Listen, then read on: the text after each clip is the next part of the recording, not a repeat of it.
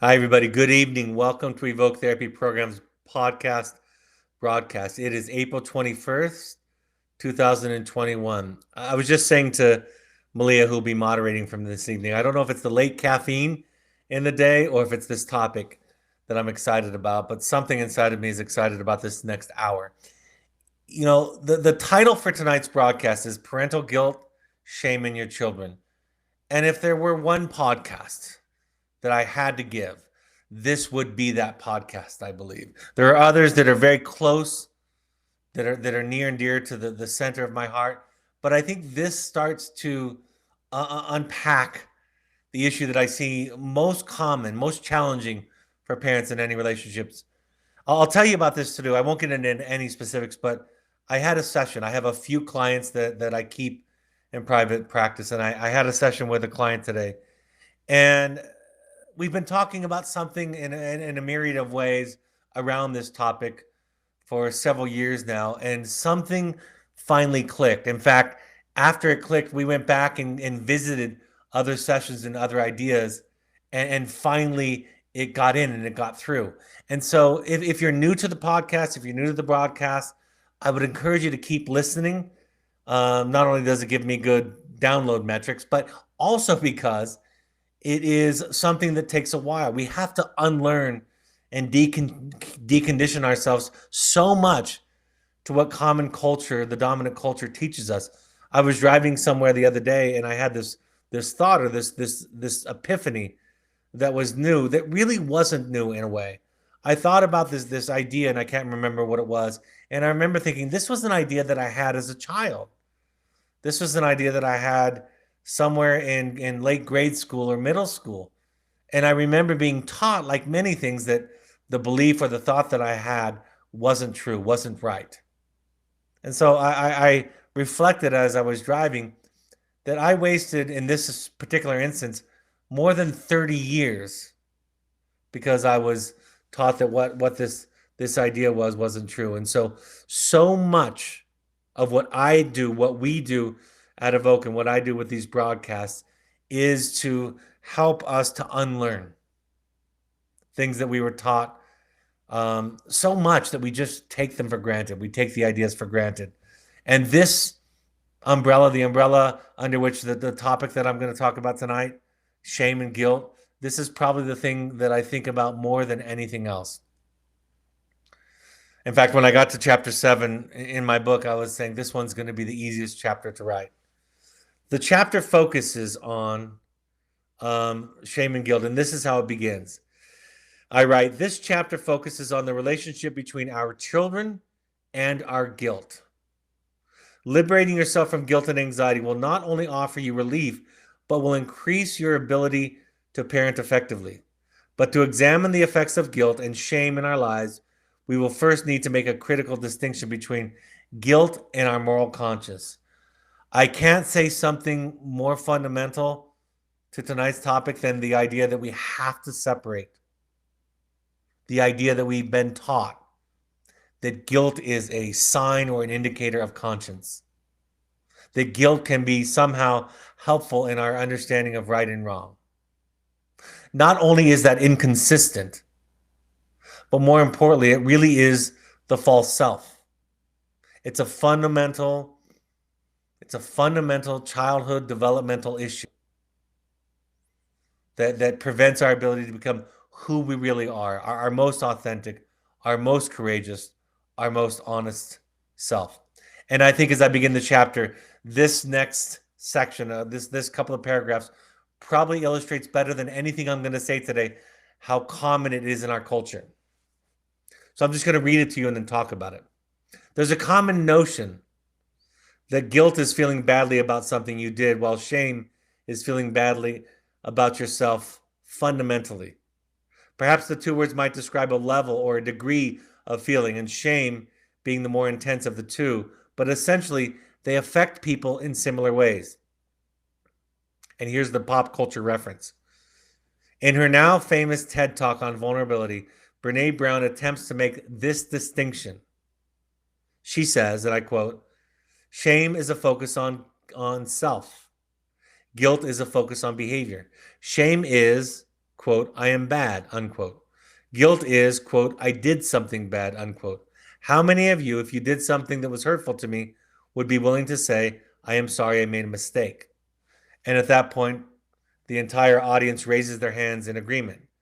Yet, I write, in my work with couples and families, I don't see this playing out in people's lives.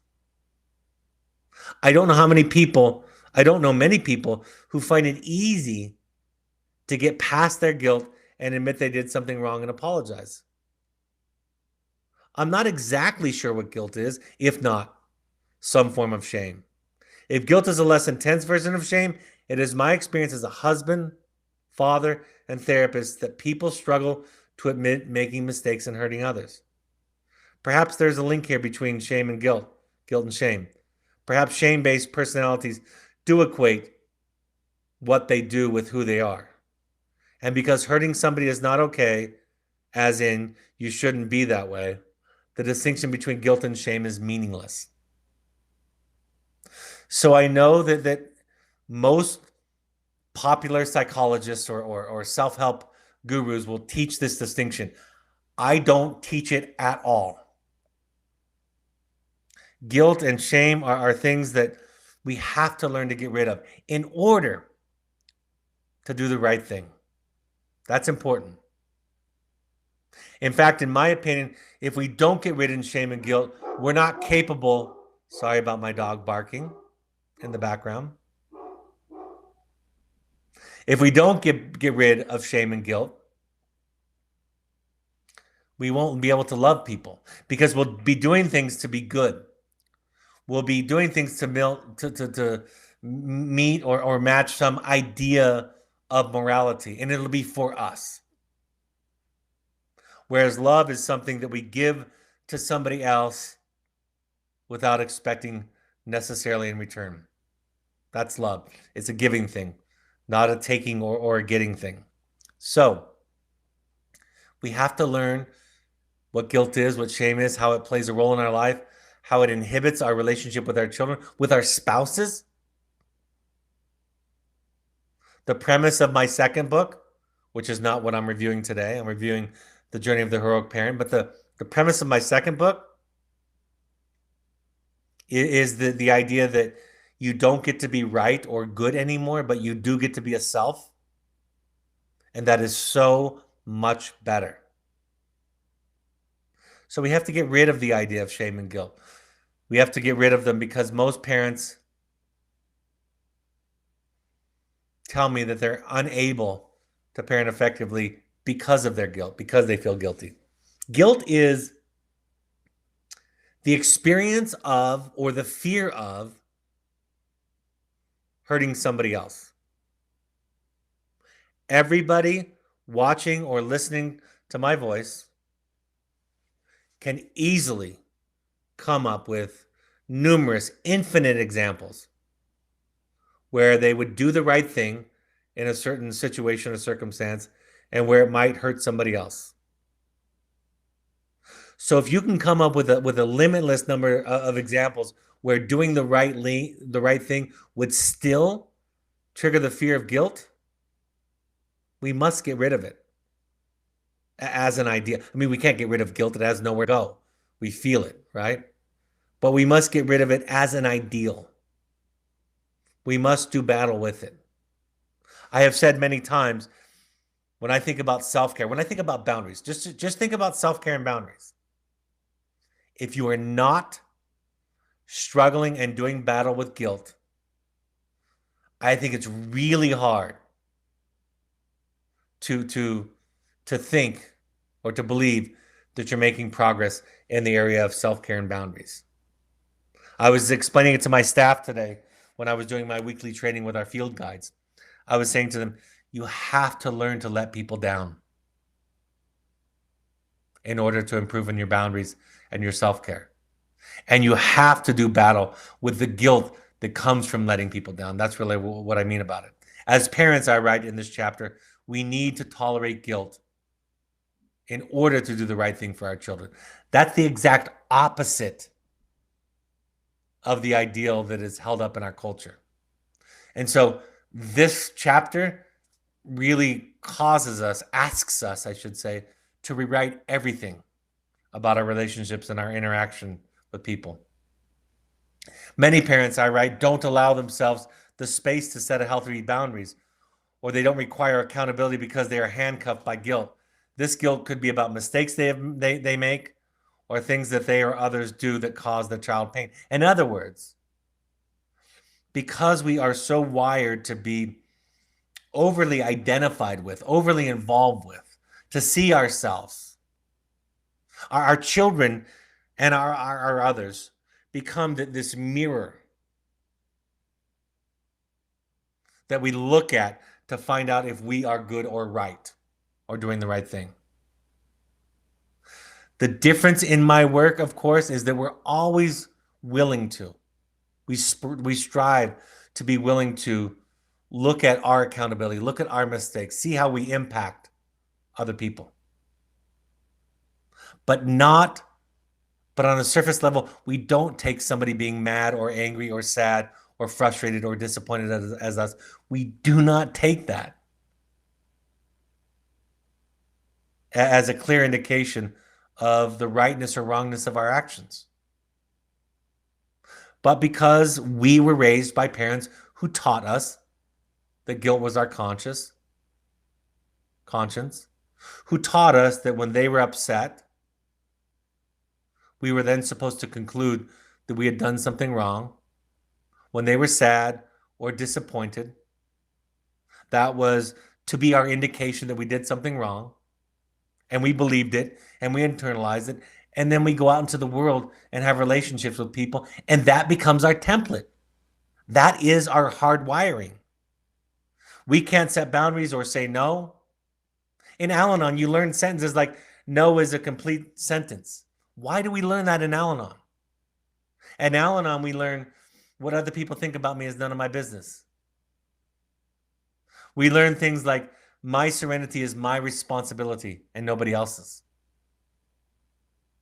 What's the common idea in these slogans, in these themes?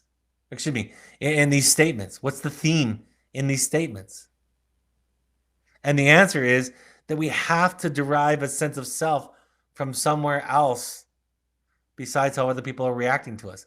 And then, if we make the choice in our lives to have children later on, we transfer that from peers and from our spouse and from our parents and from the culture where it originated, what I call our earlier contexts, right? We transfer the experience from our earlier context onto our children. We put them in the role of, this is crazy to think about. We put them in the role of the moral authority in our lives, right? There's a book called The Narcissistic Wound, the Narcissistic Dilemma. That's what it's called. The Narcissistic Dilemma. And one of the ideas that I got out of it many years ago was this cultural idea, almost a cliche, that earlier generations, the children worried what parents thought about them. But that in today's generation, parents worry about what children think about them. And that description of our culture is supposed to shame us. It's supposed to make us feel bad, right? It's supposed to buoy or encourage our confidence enough that we can stand up to our children. And I don't like it for that reason. But why I don't like it even more is that it's the same person that's doing the worrying. If you grew up believing that what your parents thought about you was about you, again, on a fundamental level, far away from all the details of the story, like one was your parent and one is your child. If you remove all of that, and that's what this kind of psychology asks you to do. And we're trying to give you vision to see what is really happening. So if you remove yourself from the details, all you've done is taken the transference you have with your children, the transference you had as a child toward your parent, which is believing that what they thought about you was about you, what they felt was about you, being responsible for all of that, and you transfer it onto your child. In other words, You take your wounding from childhood, we call it the narcissistic wound, which for simplicity's sake, I'll just say the narcissistic wound is the wound of not being seen. Okay? So you take your narcissistic wounding and you play it out with your children. And you find yourself handcuffed and handicapped by their feelings. Now, I don't want to swing too far the other way. It's not about not listening to the child and not being informed somewhat by what they're feeling, what they're thinking, how they're reacting. But we don't take it at face value. It doesn't become a moral bar for us to measure up to. On the surface, it doesn't indicate clearly if we're doing something right or wrong. The same way if you tell a friend, another authority figure. I've had the experience a couple of times in the last couple of months that I have found to be so profound. And I want to share it with you. I have had experiences with treatment professionals in the context of my own personal life. And in multiple situations, I've had the experience of being talked down to, of being erased, of not being seen, of being lectured and moralized to. And it has taken me decades to realize this therapist, this professional is wrong. That's not the way you talk to somebody. That's not the way I would talk to a client. And when I share this with my wife and with others, sometimes I get the feedback like, I don't see it very clearly. And I think to myself, I consider myself fairly experienced and knowledgeable in the area of therapy. And if I, with a PhD and decades of experience in doing this, if I can be compromised by compromised therapists and mental health professionals, what chance does the non-professional stand in this experience? And I'm digressing a little bit, but that's why it's so important for you to begin to pay attention to what you're feeling. If I were talking to you as my client and you started to feel hurt or dismissed or frustrated or angry at something I said and you shared it with me, my response would be grateful. I would admire it.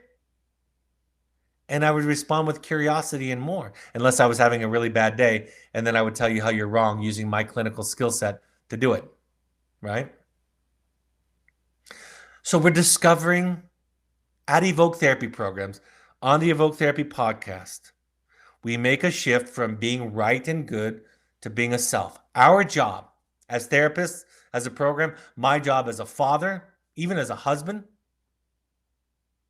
or as a therapist, my job is to support the people that I love, the people that I care about, and the people that I serve. My job is to help them become themselves.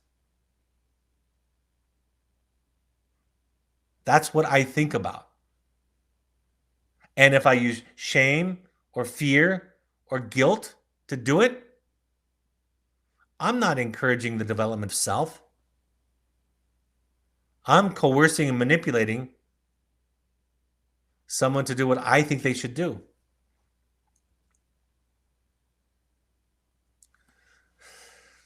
This is another way to think about it. I'm going to read this very slow and deliberately.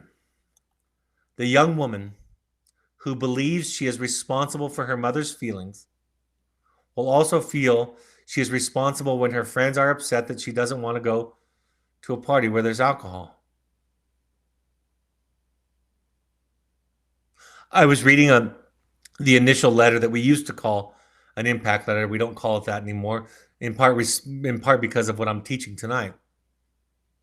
And after reading a letter, this is a very, very common, ubiquitous response to these letters over the years. After this young woman had read a letter from her mother and father, a loving letter, I think a grandmother might have been also in the mix. She responded, "I feel so bad for what I put my parents through." Right at the tail end of this letter. And I wrote, "This is one of the most common reactions our students share after reading the impact letter. But this time I was especially incredulous." Quote, "You just read a letter about a potentially fatal level of drug use. prostitution, and many other self-destructive behaviors, and your first reaction was how you hurt your parents, I don't think that's the point of this letter, and I know it is not the point of this program. The purpose is understanding how you are hurting yourself, I told her. It won't work, you guys. It will not work. It doesn't matter how much you love your children.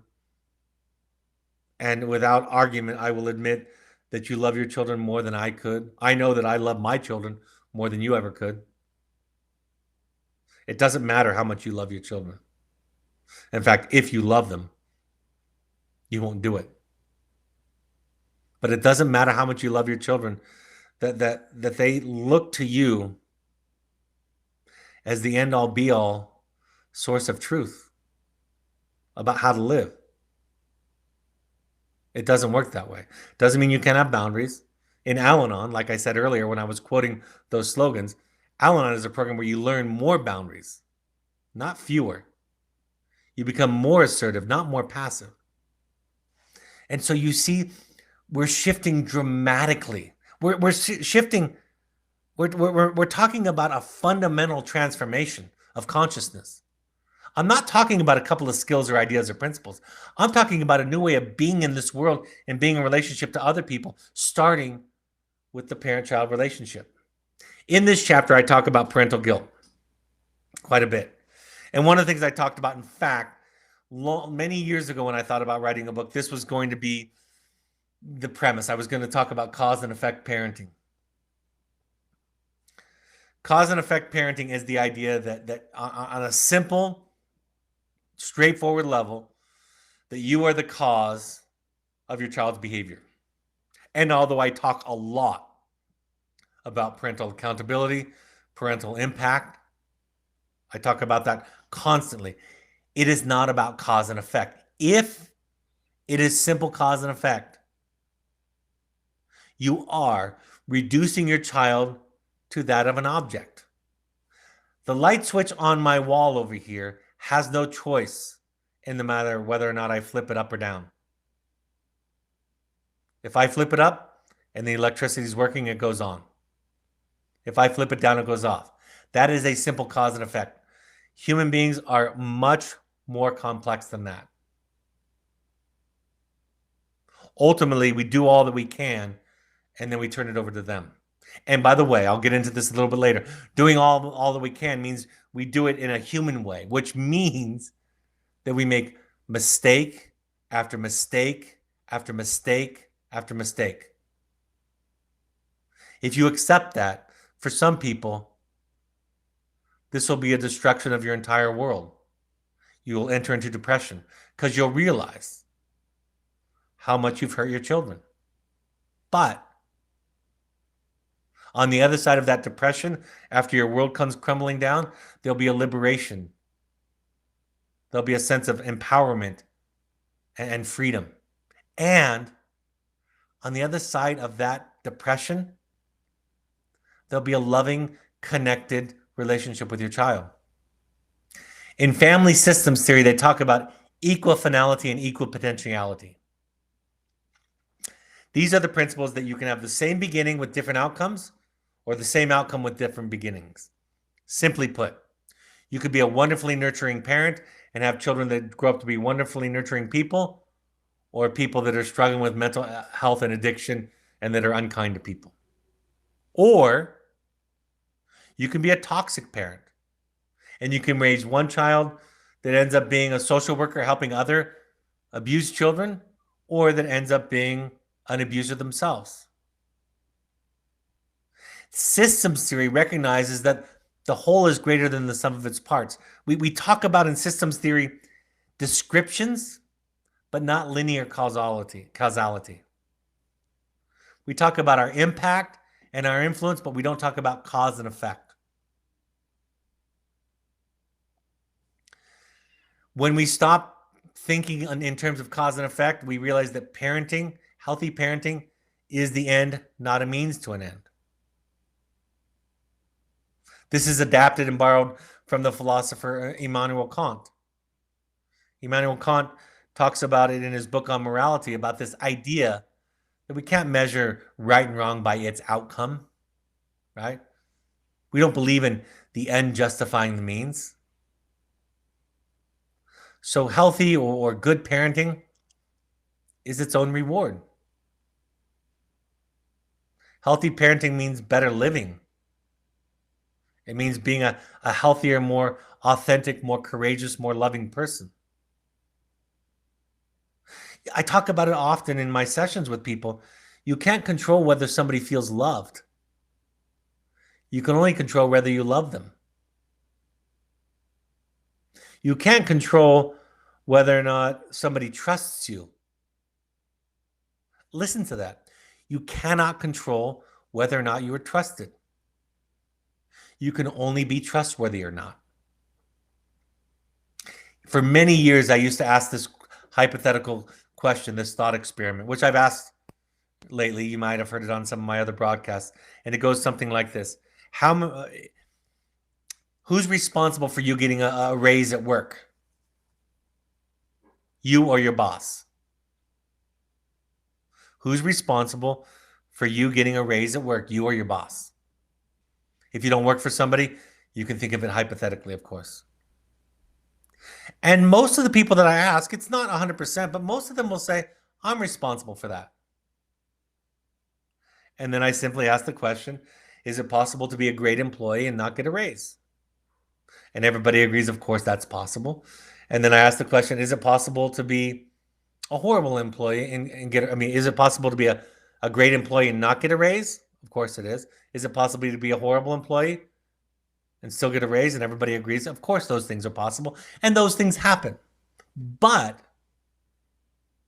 because we have grabbed onto and held onto the illusion, or maybe more appropriately, the delusion that we're in control of things. I know I have held on to that because I'm so effective at manipulating my environment and the people around me. I have believed that I'm in control. And because my parents taught me that I was in control, because they told me that their feelings were my responsibility. They told me that when they were upset, it was my fault. When they were angry, it was my fault. When they were proud, it was my fault. When they were happy, it was my fault. So I was trained in every way, from the youngest of ages, to believe that I'm in control of the universe. And of course, I'm going to use that in the world. I would say that a great majority of children, of parents, of the clients that I work with, would include on their list of complaints that their child blames people too much. That's not uncommon at all. That's a very common complaint for parents. And they're hoping that their children can overcome that and grow up and grow out of it. But guess what? When we are saddled with guilt, we're the ones teaching them to blame other people. See, if your child is responsible for your anger, guess what? You're responsible for their anger. So when they tell you, I'm angry, I'm sad, they're basically playing the game the way that you've set it up, which is you're now responsible for that. And not only are you responsible for their feelings, but taking it a step further in terms of mental illness, not only are you responsible for my feelings, mom and dad, but you're responsible for the choices I make out of those feelings. And then we look at them incredulous and we say, where did this come from? And the answer is it came from us. I'm reading a book right now by Charles Eisenstein. It's called The More Beautiful World Our Hearts Know Is Possible. It's a very philosophical and spiritual look at climate change. It doesn't talk about, at least I'm in chapter 22, it's not talking about solutions in the way that we think about them, or carbon emissions, or whether or not he's not debating whether or not it's man-made or human-made. At one point, after one of his speeches, one of the audience members, a woman, walks up to him and says, how do you justify? I love this story. I read it yesterday. How do you justify going around and flying around and giving these speeches everywhere. Do you not know the effect of the carbon emissions that come from air flight, from travel, using an airplane? And this challenger, this audience member says, how do you justify it? And Charles says, I don't. And she looks at him confused and says, what do you mean? He says, I do it because I like it. And she gets very upset and flustered and said, what if everybody did that? What if everybody lived that way, doing what they liked? And Charles basically answers by saying, I think the world would be a paradise. Plato suggested that the one law necessary for utopia, if everybody followed it, would be to be yourself. And I know we fear of hedonism and self-centeredness and selfishness and greed. My experience is that's not the way that it plays out. All of those symptoms, all of those mental health issues and symptoms are defenses that are an attempt to meet needs that aren't met. I love the Charles Eisenstein quote. You see, he is operating from a completely different paradigm than most of us. I was modeling this for my staff just today. If a client or a child, any age, comes to you and says, I told them, I don't want to justify, they're going to share something with you, but they front load it with, I don't want to justify. I know I want to be accountable. My choices are my responsibility. I don't want to make excuses.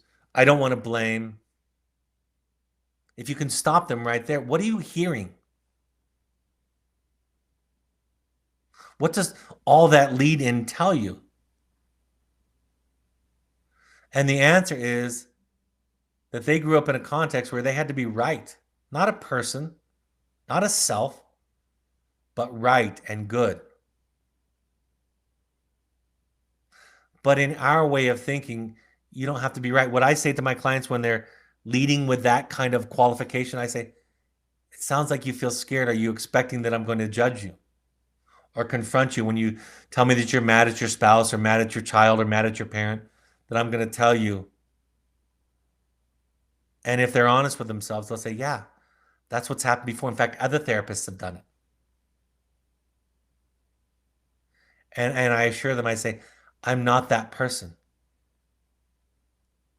I have a different philosophy, which is you just get to tell me how you feel, and I will just understand it or ask questions to understand it. Shame is also a barrier to getting support. We all know about the stigma associated with mental illness and therapy. I had somebody that worked for me a few years ago. I've shared so many times I can't count that I'm in therapy and that I've been with the same therapist for 22 years. And I'm not quitting. I'm not fixed yet, I guess. And one of this employee who was new to us said, don't you worry that people are going to not listen to you when you tell them that you're in therapy? And I said, I used to. But I haven't had someone say that to me in 15 years.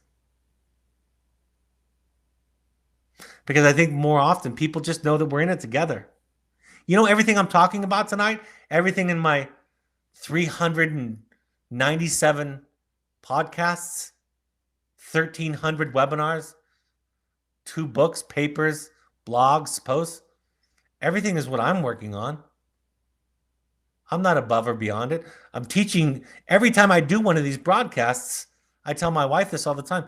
I feel lucky because I'm really reminding myself of the truth. And it's really not my teaching anyway. I stole it from other people. One day I was waiting for my therapist. I got to the session a bit early. So I was waiting in the waiting room. And I was trying to make sense out of this constant pattern. This was very early on in my work as a wilderness therapist. And I didn't understand how, after reading that first letter on week 1 or 2, clients, students were crying and feeling regretful, snot running down their faces, tears endless, unable to speak and to breathe because of the tremendous remorse that they were expressing. The recognition and the awareness of how they had hurt their loving parents and their grandparents and their siblings and the people that cared about them. And yet those same students, an hour, a day, a week later, 6 weeks later, 2 months later, did the same things or similar things. And I said, how can both of those be true? I know I am not treating a constant stream of Academy Award-winning actors and actresses. I know that. The odds are against that. But there seems to be genuine and deep remorse, guilt, shame when they read this, when they're asked to account for it. And yet, in moments later, they go back to similar patterns. And what I realized was, and I drew got out a handkerchief, and I just went through my own process. And I came up with something called the shame cycle. The predisposing feature in the child is an ability to read another person. The Drama of the Gifted Child, the book titled The Drama of the Gifted Child, in my opinion, the most important book on childhood ever written. In fact, I think it's the most important book in mental health ever written. The gifted child phrase in the title refers to this idea. The gift in the child is to be able to sense what the parent needs. So the child reads the parent, and they read them from infancy, from birth. And the child learns to meet the parent's needs. And when they meet the parent's needs, the parent smiles, is happy, and the child has this image of themselves that is, I'm good. When my mother or father cry or frown or get upset, I am bad. Just this week in a training with somebody that I've taught this to many, many times, a professional that I've taught this to, they slipped into this phraseology. It happened this week on a group Zoom call. Somebody described a baby and said, they're a really good baby. They don't cry. They're really easy to soothe. Do you hear it yet? We start to describe from birth, everybody in America, and I suspect other cultures, it's the same, at least the ones that I've spoken to. Everybody knows what I mean when I say good baby or not good baby. It's a baby that has few needs. It's a baby that's easy. It's a baby that doesn't make us upset and frustrated and exhausted. And I've had both good, quote unquote, babies and bad, quote unquote, babies. Right? I have 4. So I have had both. And the quote unquote bad ones are really hard. And the good ones are really easy, at least in the early stages. The stuff that comes up for them later is the stuff to work on. Anyway, back to this cycle. The cycle is the baby or child learns how to please the parent, make the parent smile, and they get a sense of self that's an inflated sense of self. And they learn to not take care of their own needs, right? The drama of the gifted child, the drama part of it is the child learns to sacrifice the real self for the false self. You learn to make other people happy, particularly your caregivers. That assures you that you won't be abandoned. That assures you'll be attended to. The things that you are told consciously and unconsciously that are unacceptable, you learn to get rid of those things or to deny them or to repress them. And then, of course, because you're a human, you have these needs anyway, so they don't go anywhere. They just come up through maladaptive symptoms, right? We meet our needs one way or the other. So we leak them. We ask for them indirectly, and we get them met indirectly. And then we start to believe, as we become more of a thinking creature, more of a thinking conscious creature, as we enter adolescence, we start to believe that my parents are making me do this. I cannot tell you how many times I've heard a child say, my dad or mother made me play soccer or made me play an instrument. And in some cases, that's the way it was. It was very leveraged. But in many cases, I've had parents say, I don't know what they're talking about. I thought it made them happy. But the process is so intrinsic to human being that as a child, when I make you smile or frown, I don't even experience my response to that as a conscious response. I feel like it's either a gun to my head, metaphorically speaking, or it's somebody jumping for joy. So I experience the emotional reaction of my parents as control. I think, like it says in the cycle, they are forcing me to sacrifice my own needs, and I'm a victim. So as that pattern continues, of course, resentment builds, maladaptive behavior becomes, it escalates and becomes problematic, and eventually there's a complete fracture. This often happens during adolescence in a large macro level. It happens all the time in smaller ways, but the child blows up, gives you the middle finger, tells you they don't care anything about you, think violates all of the family's, or I should say, parents' values, in an effort to keep to create some distance, because this fusion that this shame cycle describes is absolutely overwhelming. And then there are moments like the impact letter, or what we used to call the impact letter, now we call the hopes and intentions letter, that we've tried to continue to improve so that it's not layering on top of the child guilt and shame. Then there's these moments of awareness, this glimpse into how we've affected other people, and we feel horribly about ourselves. We feel defeated, ashamed, guilty, miserable, depressed. And then we go back into it again. We go back into pleasing behaviors. So this cycle, for me, was able to describe how children can look and feel and be absolutely ashamed of their behavior, but moments later they can still act it out, because this is not the cure. I can't overstate this. Most people think that shame is the cure. Have you no shame? He or she has no shame. You should be ashamed of yourself. We really do think. I have had adults, I've had treatment professionals that I've treated tell me that if they gave up their shame, they're afraid they would do nothing good or nothing at all.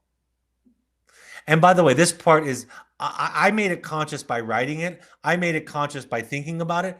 But this had been a part of my life and the life of my clients since the beginning of time. It's an unconscious process. So how do we get out of the cycle? You have to get out. The only way out is out. You have to realize that guilt and shame are not reliable sources of wisdom, of truth, of morality, of conscience. You get to a place like Charles Eisenstein gets to, like I described earlier, when he said to the woman, and it was so foreign to her entire view of life that she didn't even know what to say. And by the way, Charles Eisenstein, if you read this book that I just described, or any of his books, nobody would argue that this man is an absolutely moral person. In fact, in my explanation of psychology, you can only be moral if you're not operating from shame and guilt. Shame and guilt are a very low or primitive version of morality that young children use. I had a poster that used to sit behind my therapist for 10 years. I didn't know it, but it was something my therapist had created herself. It was called Words of Higher Enlightenment. Those of you that are watching me live can see it. Those of you who aren't can find it in the book, The Journey of the Heroic Parent. You can find it there. We didn't talk about it until I asked her to use it in The Journey of the Heroic Parent. And it's hard to notice when you look at it, but the title of the print is called Words of Higher Enlightenment, but it doesn't stand out clearly. And there's a list of words, and I'm going to read them to you. I won't read them all. Drop out, fail, quit, lose, relax, give in, flunk, let go, empty, surrender, wait, give over, mellow out, slow down, don't forget, or don't, comma, forget, comma, submit, fade away, relinquish, withdraw, flop, yield, back out, acquiesce, sink, capitulate, flag, drop the ball, on and on and on. Somebody who's enlightened can see these parts of themselves, and they aren't so affected by shame and guilt to deny them. See, what psychotherapy can do for all of you, and what it can do for your children, and what we can do for you here, is we can help you realize that you can see yourself and your flaws, your humanness. And it's okay. It's not perfected. It's sloppy. It's messy. Sometimes it's terribly uninsightful. But it's you. And when you embrace, that's really what enlightenment is. Enlightenment is not being good. I need to say this as clearly as I can. Enlightenment is not about being good. Enlightenment is about being whole. The Dalai Lama can talk about this at length. Imperfect as he is. And he'll be the first one to include in every speech that he gives many examples of his imperfections. Gandhi, same thing. Martin Luther King. These are all, Mother Teresa. These are all flawed human beings. But what do they have in common? They've done enough work on their shame and their guilt that they can talk about it. See, the goal isn't to be a good parent. The goal is to be a human parent. Good parents defend themselves, gaslight their children, say things like, I would do anything for you, even though that's not true or possible. Hold themselves up at the standard, get very depressed when considering the harmful impact that they've had on their children, because that destroys their whole world, their whole idea of themselves. That's what happens for parents that are trying to be good. Parents that are trying to be human apologize, admit mistakes, say, I don't know, set healthy and assertive boundaries more often, practice self-care, blow up, lose their temper. Their children have to learn in these cases when they have a human parent, the children have to learn to deal with another person.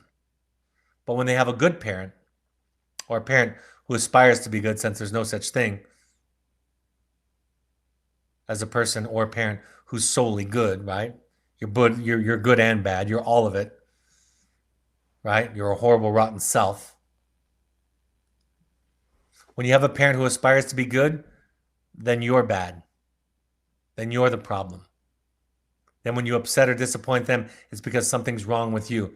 When I shared with you just a moment ago about experiencing that experience from professionals, I had a client tell me one time they were reading a book by an author, and they couldn't identify it at the time,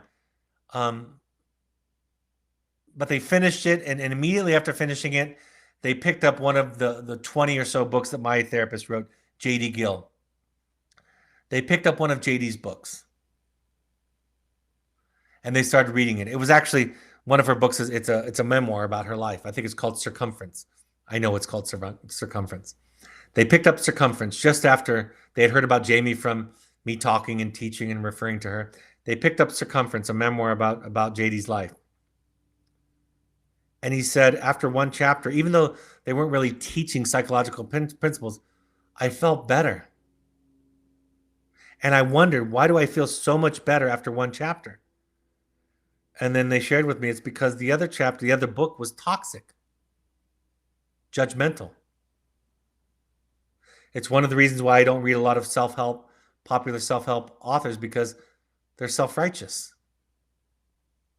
Because they tell me what I should do and shouldn't do. Right? They're standing above me and you, saying this is the way to do it, instead of saying, man, this is why we struggle. This is what it means to be human. A more simplified version of Jamie's words of enlightenment is this cartoon that I borrowed from the Savage Chickens. Doug Savage. I got permission from him to share it in the book. And it's a simple cartoon that shows the 3 stages of self-awareness. It's a cartoon with 2 chickens in a dialogue. And in picture number 1, it shows chicken number 1 saying to chicken number 2, you're an idiot. And chicken number 2 says no. And then in picture 2, or drawing 2, chicken number 1 says to chicken number 2, you're an idiot. And chicken number 2 says yes. And then the final and third drawing is just chicken number 2 saying, I'm an idiot.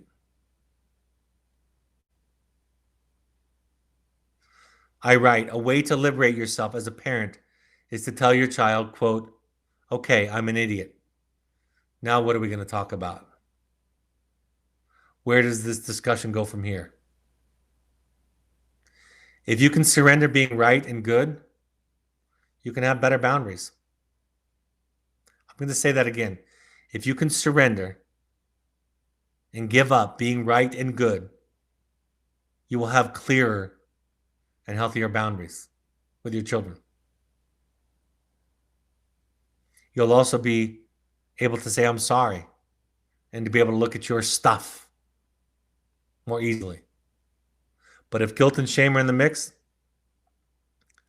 you will do a lot to make sure that you're not the problem, that you're not the human, that you're the good object, and that the other person who's done the hurting is the bad object or the bad person in the equation. And when you tell your children, when you accept that you're an idiot, your children won't argue with you and there's nowhere to go. And your boundaries aren't based on being right. And then the coolest thing happens, the most important thing, they go out into the world and they don't have to be right. And then when they set boundaries with a unhealthy or toxic peer or partner is what, and that's what you all want your children to be able to do, is to set healthy boundaries with toxic and unhealthy people in their lives. All of you want that. And when they do that, and their partner, their boyfriend, their girlfriend, their peer tries to argue with them, they will, in essence, say, no, you don't understand. I grew up in a family where we didn't have to be right. What we felt was enough. And so I'm not doing this, or I won't tolerate this, or I'm not okay with this. And it's really not open for debate. Right? This is the great mystery. This is the great leap. This is the great letting go. But because we have so little experience with it, we're really afraid to do it with our children. Our job is to help them become themselves. And what I know and believe is that when people become themselves, they become more loving and generous and kind and moral than anyone who was raised to be good.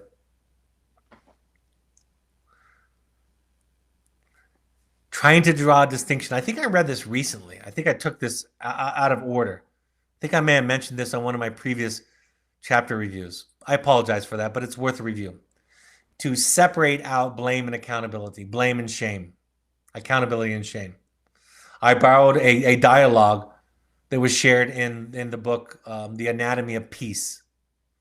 The setting, the scene is 2 parents, the story is in the book, 2 parents dropping their young adult child off at a wilderness program, actually. It's a hypothetical situation based on something we've seen an infinite number of times.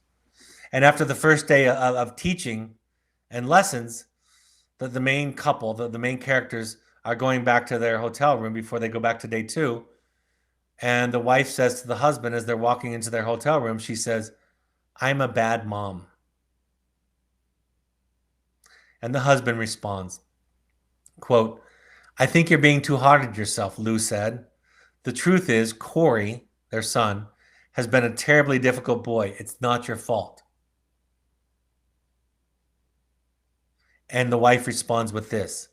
It depends on what you mean by that, Lou, she said, regaining her composure. I understand that I may not be responsible for the things that he's done, but I am responsible for the things that I've done. That's it. That's what it sounds like and what it looks like. That's what Charles Eisenstein was able to say to this woman. That's what it looks like when you've moved out of the paradigm of shame and guilt. And when you start to understand what it means to be a person in a relationship to other people. You can be accountable without being to blame. I write this. If guilt and shame are not reliable sources of right and wrong, then where do we find our morality? I propose that it comes from love. A healthy love for ourselves and an empathic connection to others are both powerful sources of morality. Empathy is developed as we become more aware of our whole selves, our thoughts, feelings, and the hidden parts of what were left behind long ago. The way to help somebody feel empathy and connection, I write further, is to teach and allow them to feel their pain. When somebody learns to feel their feelings, they can recognize it in others. This is how we develop empathy. So we encourage morality when we let our children feel. We don't rescue. We don't gaslight them or talk them out of it. We don't defend ourselves. We still make our choices. We're not held hostage by their feelings, but we listen and honor and empathize with their feelings. And then they learn to recognize when they hurt other people and to be sensitive and aware of that. Sociopathology, narcissism, psychopathology. You've heard the phrases sociopath or psychopath or narcissist. These disorders come from not being seen, come from a lack of capacity for the environment to hold the child. They are an extreme disassociation with morality or connection to other people. The sociopath doesn't experience hurting another person. The sociopath experiences hurting another person the same way you would feel guilty about breaking a rock into two pieces. Because they've been treated like an object, a thing. They see other people as things. But if we get treated like humans, we see other people as humans. So the cure for amorality, the cure for lower level morality is empathy. Not to teach somebody how they've hurt other people. People don't respond to that who have sociopathology. But what helps them to heal is to feel their pain. And you can see it sometimes when somebody wakes up to their own pain and suffering. They become deeply connected to and aware of when they hurt other people. But not so much so that they compromise. So what are the take-homes? You focus on your accountability. Work on your relapse prevention plan. You move away from the old adage that I used to use and that we used to use of good enough parenting to idiot parenting. You're not trying to be good or good enough. You're just trying to be human. And you're going to make mistakes every day. Some more than others. And at the end of the day, you turn it over to your child. You cannot not dent your child. You can't. It's impossible to avoid denting and bruising your child, psychologically speaking. So you try to be accountable. You learn to apologize. You learn to empathize.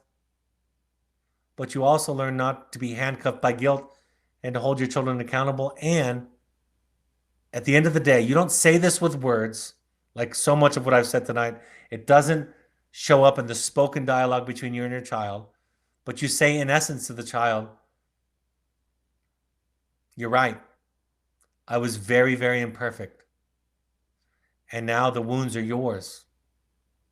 and you have to go figure them out, sort them out. You'll become a better listener, because what blocks our listening is our guilt and shame. Shame and guilt and awareness are not compatible. I've told this story many times, but in the context of this chapter, it needs to be told again. 2 or 3 years ago now, I was speaking in Newport Beach. I grew up in Orange County, California. I was speaking to a large group in Newport Beach, California. And my brother, and I still want to wring his neck for this, my brother, my younger brother, who is my best friend, whom I love, he invited my mom to the talk. He was coming and he invited my mom. And in case you're wondering, one of the greatest challenges that there is to give a talk on parenting with one of your parents present. So I counted on my mother's aging cognitive abilities, and I just talked really fast, which comes easy to me, and hoped that she didn't pick up on what I was saying. But she did enough, because she met my brother and I, she met us in the lounge afterwards. We were having a reception after the talk. I was signing books, taking pictures, and my mother came up to me as the crowd was clearing, and she said to my brother and me, she said, I think I should start to feel, I should feel guilty for the way that I've treated you boys growing up. And I said, it would be really great if you understood how you hurt us. That'd be great. I think it'd be a benefit to you. It'd be a gift to us, especially my brother. I didn't say this part, but he hasn't been in therapy as much as I have. So it'd be wonderful for him, and even for my older brother who's not here, for you to acknowledge and admit the ways that you hurt and damaged us. That would be wonderful. And I said to her after that, I said, I can't talk you out of your guilt. I'm sure that this is something your parents told you were supposed to feel when you hurt people. And I can't talk you out of it. I can't take it away from you. But I will tell you that your guilt is probably going to get in the way of your awareness. It's not going to be a help like Nay Brown describes. It's not going to be a help to your awareness. It's going to be a barrier to your awareness. So you can do with it what you want. But please don't think that we need you to feel guilty, because we don't. We would just benefit from your awareness and your acknowledgement, which will come in some part separate and exclusive of your guilt. All right, I don't have any time to take live questions, so we'll keep them till the next time. My books, thank you so much. My books, The Journey of the Heroic Parent, that I am reviewing now, and the new one, The Audacity to Be You, are both out on Amazon. I know people don't like Amazon these days, but for small authors like me, that's the platform that I have to use. I also have an audiobook of the new book. Both of them have audio versions, but the new book is in my voice. If you want to do a deep dive into your own work, if you want to work on everything I've been talking about during this podcast, you can sign up for one of our intensives. We have an in-person intensive called Finding You. And we also have online intensives, part 1 and 2. So go to our website or email intensives@evoketherapy.com. And we have a Returning to You intensive. If you've been to the original or any number of intensives, you can come to the in-person intensive in May 12th through 16th, Returning to You. If you want to do an outdoor adventure trip with your child, or if your young adult child wants to have a therapy refresher or sober fun, you can look at our Pursuits programs. They're anywhere from 3 to 30 days, customized. You can also use them between programs. Just email Sarah@evoketherapy.com. That's SARA@evoketherapy.com. We have support groups for current and alumni families, and also a support group for alumni of our intensives program. Our next Wilderness current and alumni support group is April 22nd. That's tomorrow night at 6:30 p.m. Mountain Time. And for our intensives group, the next one is May 11th at 6 p.m. Mountain Time. Any questions, you can go to our website or contact Malia@evoketherapy.com for more information. We ask all current parents to go to the 6 12-step support groups. You can use Al-Anon.org, CODA.org, FamiliesAnonymous.org, or AdultChildren.org to find out for virtual or in-person meetings for any of those. Also, refugerecovery.org or NAMI.org are great resources for local chapters and educational resources in your area. All of these broadcasts are available on your favorite podcast app. Just search Finding You, an Evoke Therapy podcast. Please go there, subscribe, like, rate us. It really helps to get the word out. Your favorite podcast app, any of them, or go to soundcloud.com on your computer and you can find our podcast there. You can find us on Twitter and Instagram using the handle @EvokeTherapy, or you can find @EvokeTherapy Intensives on Instagram. You can find us on Facebook by searching either Evoke Therapy Programs or Evoke Therapy Intensives. And of course, Evoke Therapy blog on our website has new updated information each week, which Malia is in charge of moderating and getting us to do it, and does a great job of having new content all the time. All right, folks. The next broadcast, the next live broadcast will be April 26th. I believe that's Monday, April 26th at 6:30 p.m. Mountain Time. It'll be a live Q&A. So any leftover questions or any questions that come up around anything that we do at Evoke will be welcome there. That's for family and friends and parents. Siblings also are welcome. So anyone you want to share the link with, you're welcome to do that. Thank you for joining me this evening. I hope this is a helpful point of contact. And I want to say on behalf of the people that love you, your children, thank you for being willing to look at your stuff. If we don't recognize and own our own crazy, our own mental health issues, the people that we love and care about will suffer more because of that. So thank you for joining me. Your participation here is an indication of your willingness to look at yourself. It is the heroic journey to look at yourself, to look inward, to understand your contribution to the dynamics in your life. So take care, folks. I'll talk to you on Monday night. Bye-bye.